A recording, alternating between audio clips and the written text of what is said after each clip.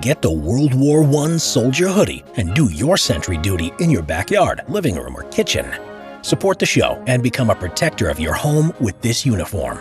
Get your World War I British Soldier Hoodie now, available for 2 weeks only. Sentry Duty, World War I. Daily life in the trenches of World War I was reduced to just a few activities. Most of the soldiers' time was spent whiling away hours and hours of boredom, waiting for either an artillery barrage or an enemy offensive. In order to break the lethargy of such a life, soldiers were given a number of duties to perform that would keep them busy: inspecting weapons and equipment, digging and repairing trenches, filling sandbags, or emptying latrines in flooded sections of the trenches. But the most important task of all was sentry duty. As stalemate was the norm for trench warfare, surprise attacks were the most advantageous way to break it. These surprise attacks were something that soldiers learned to be wary of. In order to avoid being surprised and overrun by the enemy, soldiers were engaged in the constant observation of enemy activity. Sentry duty was organized by official codes and the planning out of the smallest details. These codes defined schedules, uniforms, equipment, and the complete protocol of taking on and relieving others from their duties. But on the battlefield down in the trenches, these codes were pushed aside as there was no room for such formalities. Depending on the unit or the situation on the front line, sentry duty was organized in shifts of 1 to 2 hours. More than 2 hours of sentry duty could cause unwanted fatigue and the risk of the sentry falling asleep.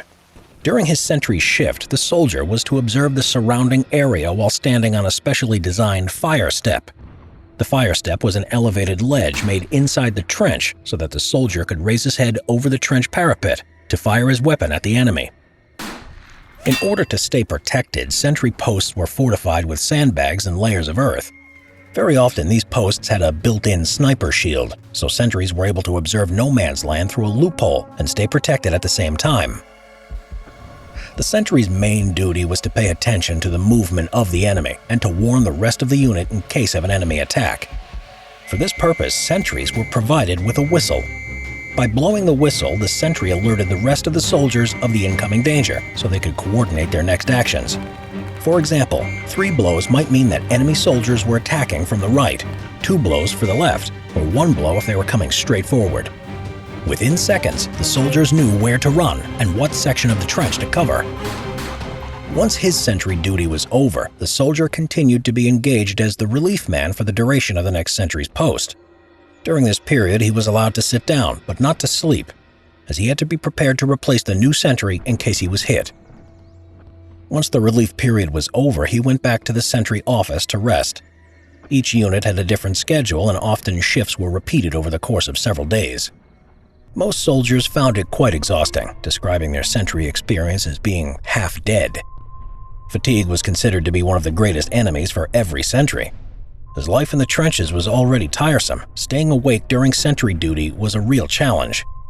But however difficult it was the sentry's obligation to stay awake and to perform his duty as best he could. The safety of the entire unit depended on his vigilance. For this reason, if a sentry was found asleep or drunk at their post, they were put to a court-martial. The offense was seen as quite serious, so much so that it could result in a death sentence. However, on many occasions, these sentences were replaced by lesser penalties. Military authorities wanted to make sure that the soldiers understood the importance of the sentry's role in their unit's safety.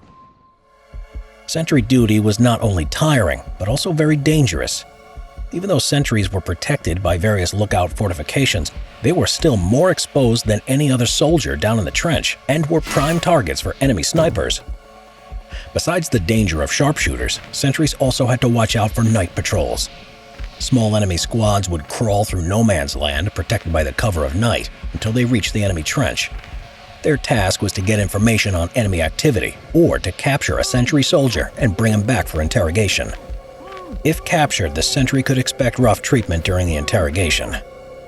As a defense from night patrols, German sentries were equipped with light shells. Once shot into the air, these flares fell down with small parachutes, illuminating a wide area of no man's land and exposing any enemy soldiers. Dogs could also assist those on sentry duty. With an acute sense of hearing and scent, sentry dogs gave soldiers an advance warning of approaching patrols. With a great deal of training, these dogs were a valuable asset for every sentry.